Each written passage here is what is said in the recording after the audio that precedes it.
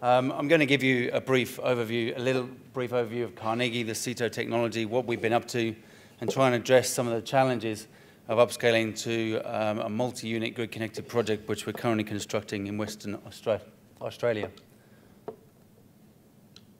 I have to show this. We're an Australian Stock Exchange listed company, which basically says I'm not trying to show you shares, and if you want to buy shares, that's your own decision, essentially.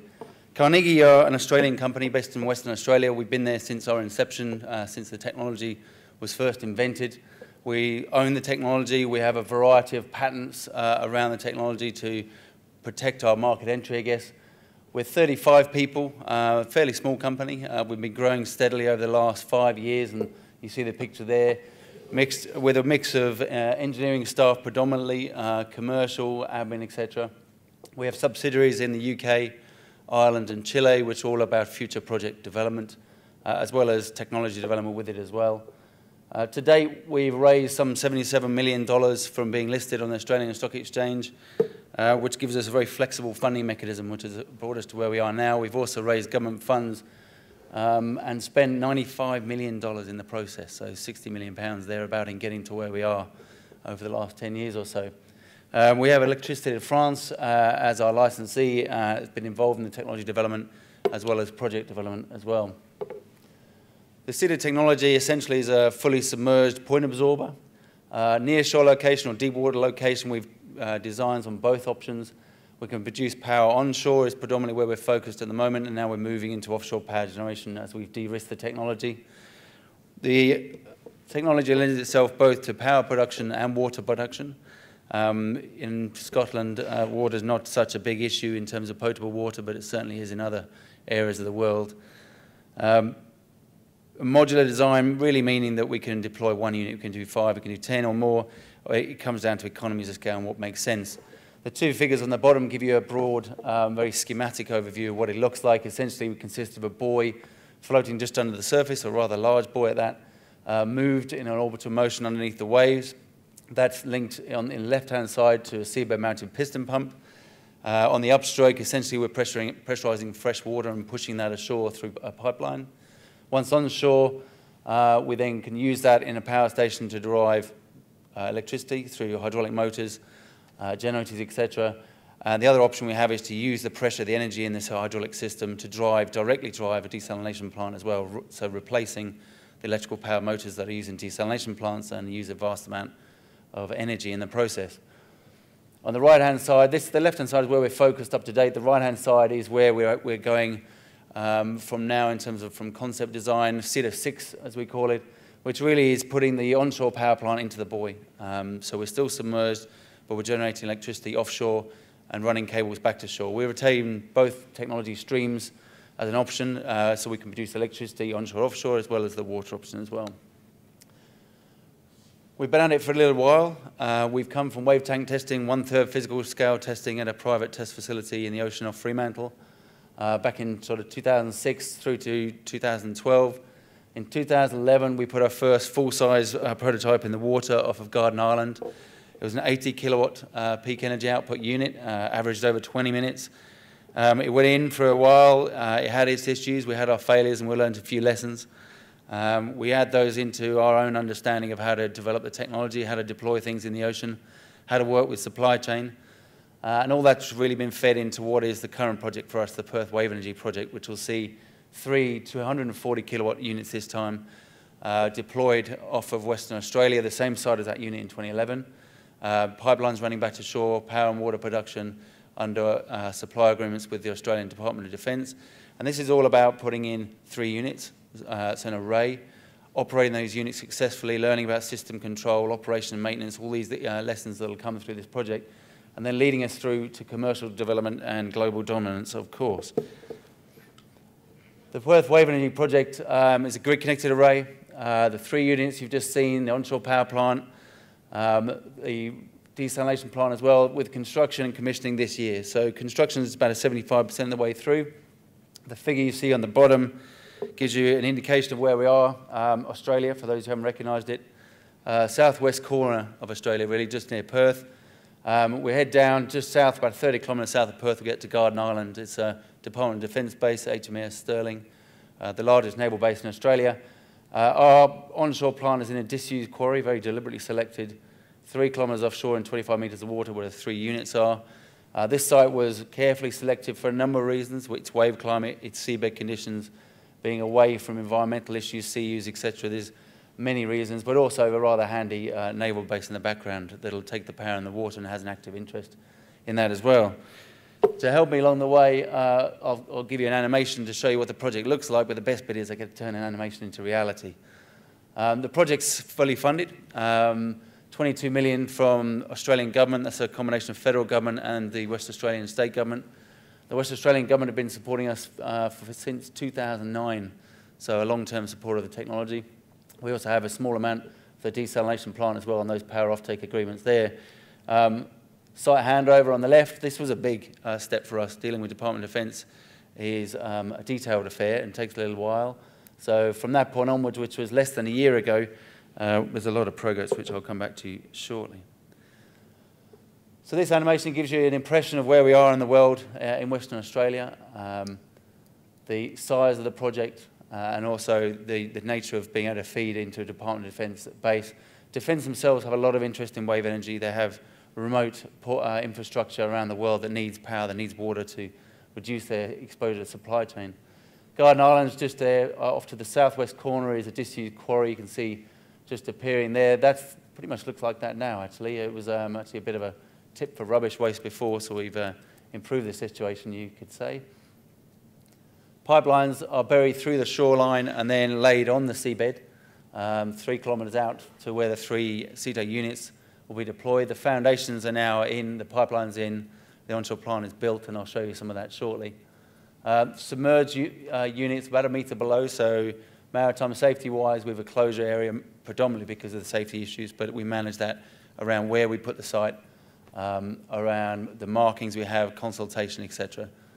The buoy is just below the surface, in this case 11-metre diameter, 5 metres high, tether to a seabed-mounted piston pump, some smoothing equipment, if you like, hydraulic conditioning equipment on the seabed. We've about 6 different independent systems for dealing with excess wave energy, so storm events, but also the regular sort of large wave events you get anyway. They're in the buoy, they're in the pump, they're in the nature of the fact that the whole system can move with its attachment on the seabed, as well as bypass valves, etc. The offshore system that enable us to release some of that excess energy that in reality we can't capture at the very top end, that 1–2% of the time. The pipelines are on the seabed pinned, buried through the shoreline for protection reasons. The power plant itself is a small building, a shed as the Aussies would call it, with hydraulic motors, hydraulic conditioning equipment as well, and then a desal plant in the background. So you see a bank of accumulators. Not quite what it'll look like, but it gives you an impression. And ultimately then it's electrical and water supply to Department of Defence in the long term.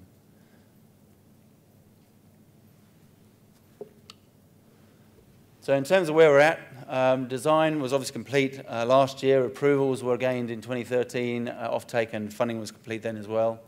The offshore foundations are in. The bottom right picture is the Endeavour Fugro's jackup rig that we used to install the 3 drilled and grouted pile solutions.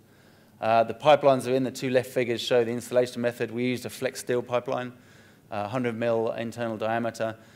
Far easier installation methodology. We pinned it to the seabed rather than trenching it. We don't need to in this particular case through risk assessment, if you like, and that's what you see in that little figure there. But environmentally, a lot easier way of doing things and a lot easier for decommissioning as well.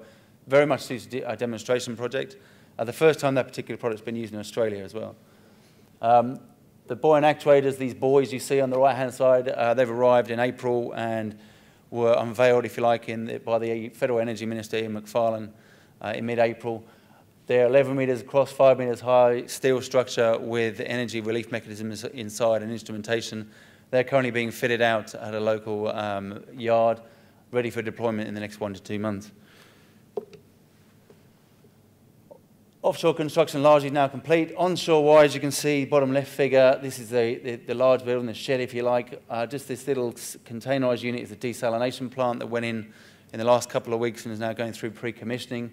The water's being dragged in through a borehole just down here, straight through the limestone below the facility. More efficient way of doing it rather than putting a pipeline off into the ocean. Also advantages on filtration, etc.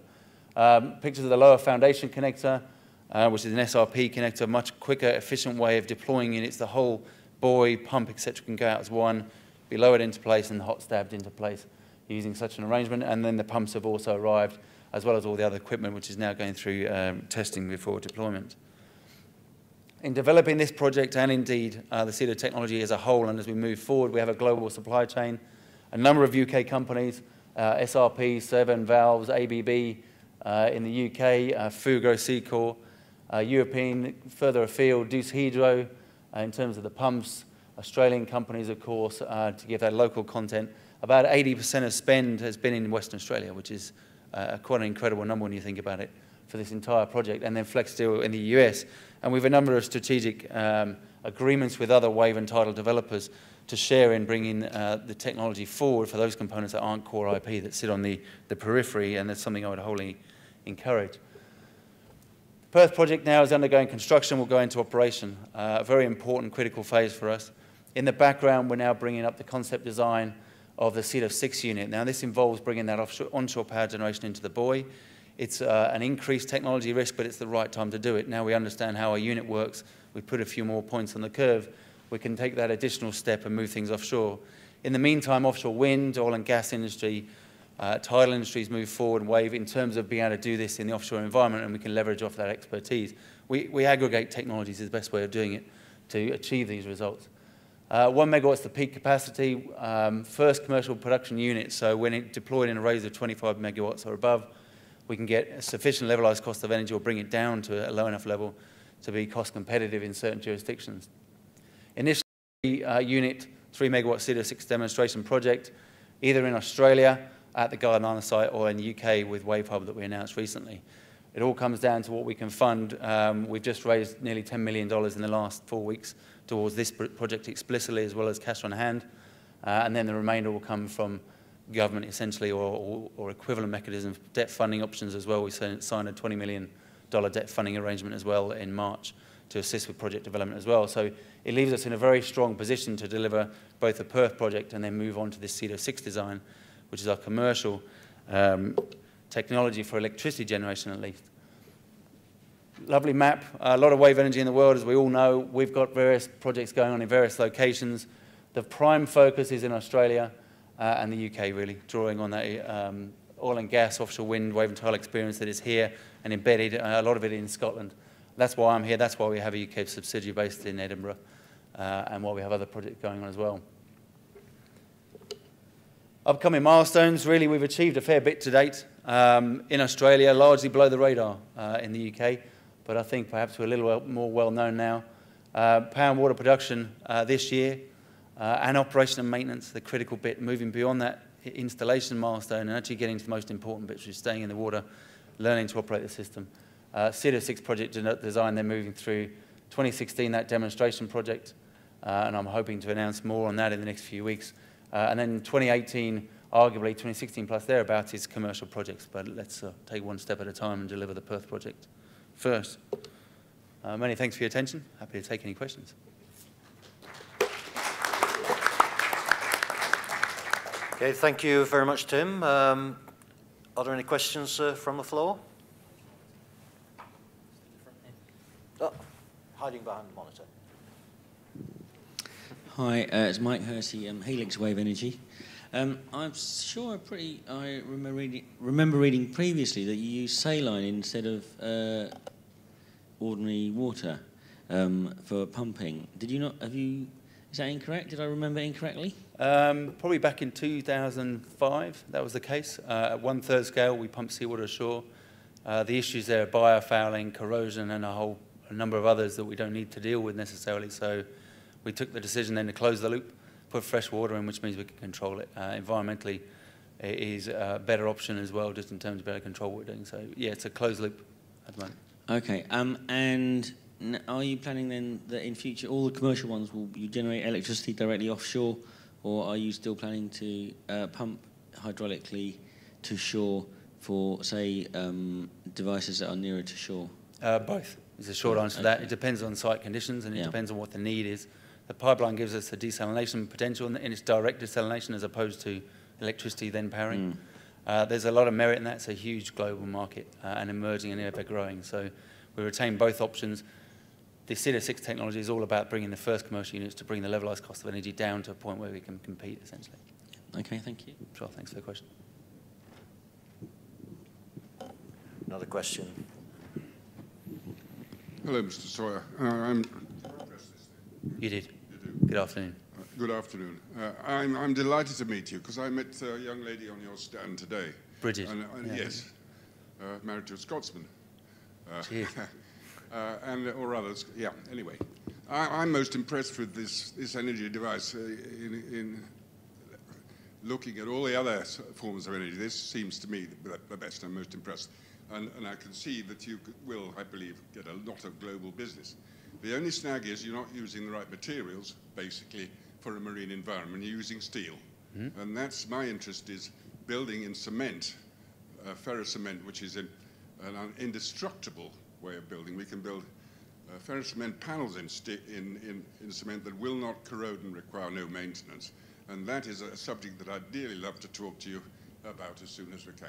Sure, more than happy to. So I'm most impressed. I've thoroughly enjoyed your presentation. Thank you very much. Thanks for the compliment. Okay, do we have any more questions from the floor?